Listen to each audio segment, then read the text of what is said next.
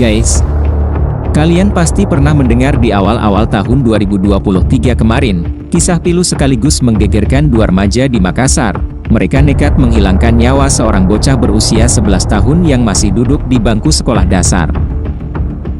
Hari ini kita rilis perkara pembunuhan berencana. Sulit diterima akal sehat dan tergolong sadis.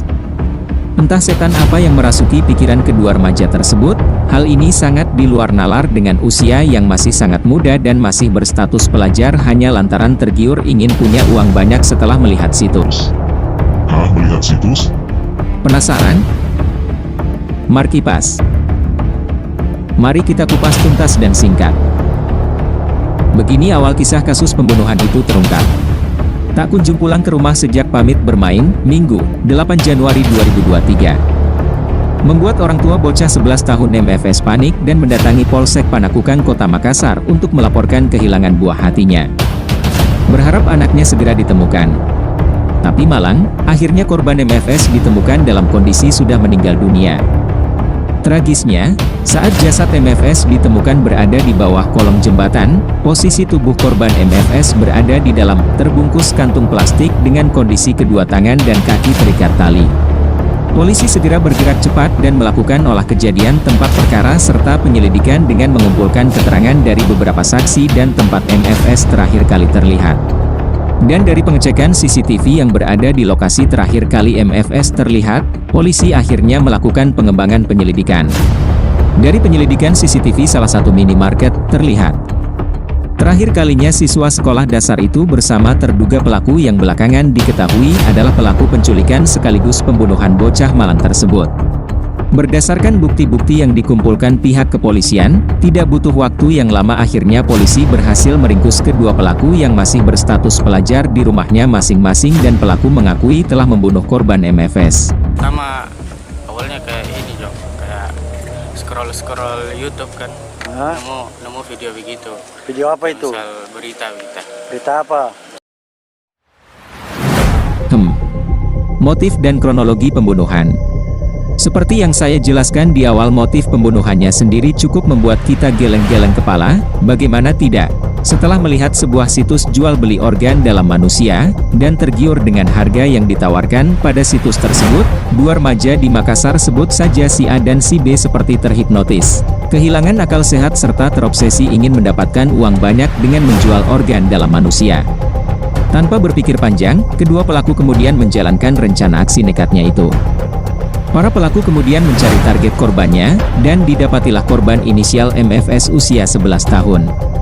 Pelaku kemudian menjemput dan membawa korban naik sepeda motor di depan salah satu minimarket. Sejak itulah korban terakhir kali terlihat. Hingga akhirnya ditemukan meninggal dunia mengenaskan di bawah kolong jembatan. Menurut polisi, keterangan yang didapat dari pelaku, korban MFS diiming-imingi sejumlah uang untuk membantu membersihkan rumah salah satu pelaku. Dengan polos dan tanpa menaruh rasa curiga akhirnya korban mau diajak naik sepeda motor ke salah satu rumah pelaku. Dan ternyata, di tempat itu pula dengan tega, kedua pelaku mengeksekusi korban dengan cara mencekik dan membenturkan kepala bocah malang itu ke tembok. Setelah korban tak bergerak alias sudah dipastikan mengembuskan nafas terakhirnya, justru para pelaku sempat bingung karena sama sekali tidak mengetahui harus berbuat apa kepada jasad korban MFS. Seperti melupakan tujuan awal mengapa mereka menghabisi korban. Karena kebingungan dan kehabisan akal, akhirnya mereka mengikat tangan dan kaki korban serta memasukkan ke dalam kantong plastik, untuk menghilangkan jejak kejahatan jasad korban dibuang di kolong jembatan. Dari pihak keluarga korban sendiri tak terima dengan perlakuan keji kedua pelaku kepada korban MFS. Keluarga korban pun kemudian melampiaskan kemarahan dengan mendatangi dan merusak rumah kedua pelaku. Pelaku dijerat dengan pasal pembunuhan berencana dan Undang-Undang Perlindungan Anak. Karena pelaku masih di bawah umur, ancaman hukuman mati masih dipertimbangkan, tapi sepertinya, mereka akan menghabiskan sebagian masa mudanya di balik besi jeruji dan dinginnya lantai penjara. Wah, ngeri juga ya guys, padahal masih sangat belia. Masih punya masa depan yang panjang seharusnya. Undang-Undang Kesehatan mengatur adanya larangan memperjualbelikan organ tubuh manusia dengan alasan apapun. Pelaku perdagangan organ tubuh manusia dapat dikenai pidana penjara maksimal 15 tahun dan denda maksimal 1,5 miliar rupiah berdasarkan pasal 210 ayat 2, Undang-Undang Sistem Kesehatan.